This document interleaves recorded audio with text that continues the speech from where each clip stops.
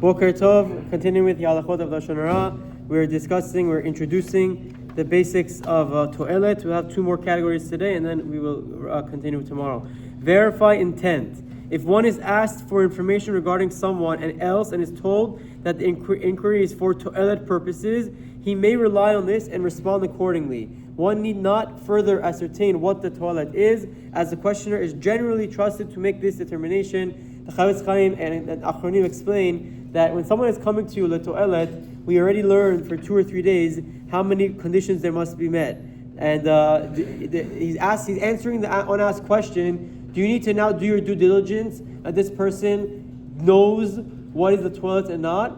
So the Chafetz Chaim explains that no, you don't have to. You can assume that he knows what it means Toelet, what it means for construction purposes.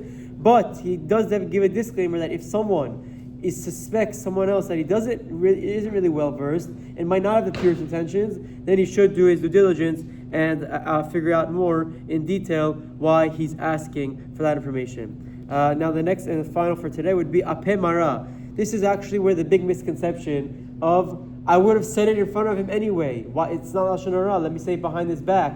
Comes from. Everyone assumes that just because you might say something in front of the subject's face, that means you can say it behind his back. And the halacha is in fact not, we've established that and explained that many times earlier, that even if you would say it in front of the person, it's still considered Lashon Hara if it's derogatory or negative or something that can offend him or cause him harm. But in this scenario of Toelet is where this concept comes up. In a case where it is mutar to speak Lashon Hara in order to help the victim out, or in a scenario of an Avra ben Adam lemakom, which is well known to all to be asur, and the violator transgressed it many, many times purposely, it is only permissible to repeat the information behind the perpetrator's back if one knows he would say it in front of him as well. So why does the Chafetz Chaim bring this halacha? Because he wants to clarify and explain that when it comes to saying something Toelet, it needs to be completely l'shem shamayim. It needs to be completely for the sake of, for the correct reason of protecting the victim and putting down and dissuading others from going into conduct with this individual. This is the reason why the Chafetz Chaim says that when it comes to the Toelet, when there's a purpose, when there's a reason why, a constructive purpose, why you're repeating the information, in that scenario, one of the conditions is you have to be willing to say it in front of him as well. Why? Because now this is a very big chumrah as well. Because generally it's very easy to talk negative about someone behind their back.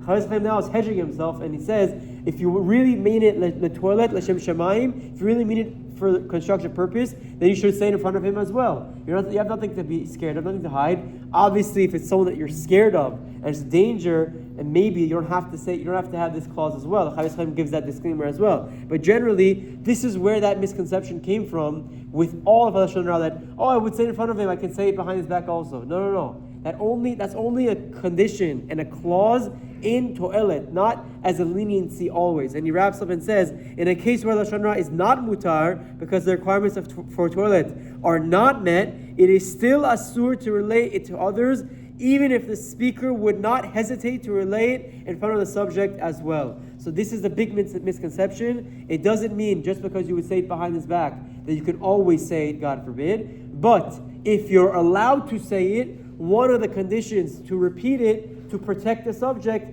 is being willing to say it behind the subject, in front of the subject's face as well. Chazak baruch and tizkei mitzvot.